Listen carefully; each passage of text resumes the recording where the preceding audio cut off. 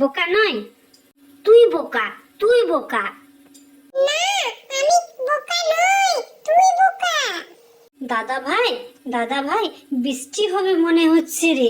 এই দেখ বৃষ্টি পড়ছে, চল নিচে যাই। দূর বোকা, বৃষ্টি হবে না রে। দাদা ভাই, দাদা ভাই, ওই দেখ ভাই কিছু বলছে, ওই ভাই কিছু বলছে। দাদা, তুমি কিছু বলছো?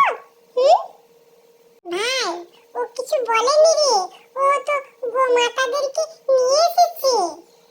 গোমাতাদের সাথে থাকে ভাই।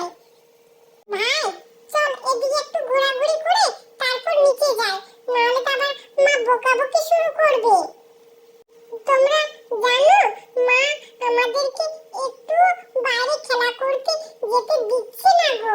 জানো, ওই জন্যই তো আমরা ছাদে চলে এসেছি। তোমরাই বলো, সবসময় কি বাড়ির মধ্যে ভালো লাগে? বলো। ওই যে দেখো, দিদি ভাইও বলছে, না তোমরা ঠিক করেছো, ছাদে একটু ঘোরাঘুরি করবে।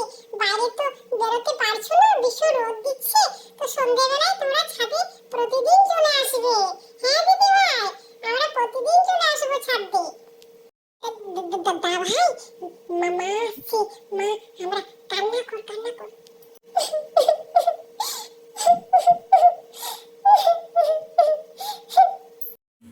সোনা, কি হয়েছে? কান্না করছো কেন? তোমরা যে ছাদে এসেছো, তো আমাকে তো একটু বলতে পারো যে মা আমরা ছাদে যাচ্ছি।